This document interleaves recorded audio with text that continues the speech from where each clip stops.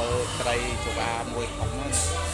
នៅពុំអានហើយគេទៅគាត់តែចិត្តមកគុំខ្លួនឈ្មោះយល់ហើយអាហ្នឹងត្រីច្បាត្រីច្បាស្រុកនេះធំធំបងប្អូនអាំងចង់2ម៉ោងអត់តាន់ឆ្អិនទៀតហើយមើលខំលើកចកានខ្ពស់នេះខ្លាចអីបងនេះអ្នកគាត់អ្នកទៅយកត្រីមកគាត់នេះក៏តែបានត្រីយកត្រីមកដល់ត្រីបានផងត្រី3 10គីឡូបងប្អូនតែមួយ3គីឡូជាងនេះធំហ្នឹងគាត់ភូមិដាក់ហ្នឹង3ថ្ងៃអានេះនំប៉័ងអានំប៉័ងអានត្រីទៀតនំប៉័ង3ត្រី3កំពូលដាក់អូមានកាយទៅវិញវាបេះហើយតាមដល់នេះត្រីស្ដោតាបងប្អូនមើលកាឡាលើស្បែកវានេះ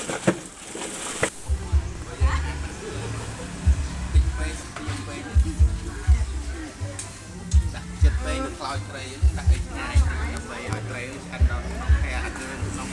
វាដាក់អំបិលដើម្បីឲ្យជាប្រៃមួយថ្មីនេះអត់ដល់តែថ្មីចាប់ចិត្តមួយថ្មី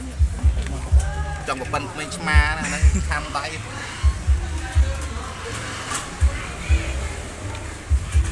នឹងណាបងប្អូនទុំបាទឥឡូវគូក៏គង់តែ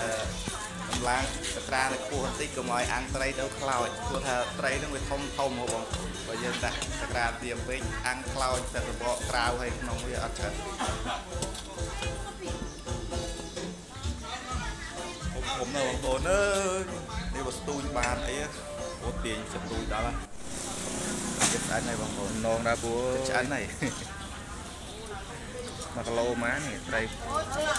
វាធំហើយទៀតអញ្ចឹងវាលើវាខ្លាំងទៅទៀតក្នុងហើយយ៉ាខ្លោចត្រីនេះហ្នឹងហើយ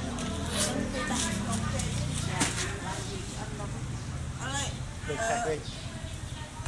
អត់គួរជាងនឹងតិចទៀតចាំយកដុំបងទៀតក្រៅទៅក្នុងអត់ឆ្អិនចាំយើងការវាខ្លោចតែសបកហ្នឹងការវាអត់ឆ្អិនតែព្រោះអីយើងទៀតពេកបាទទៀតហើយនឹងងើកច្រើនដាក់ថែមលំអិតទៀត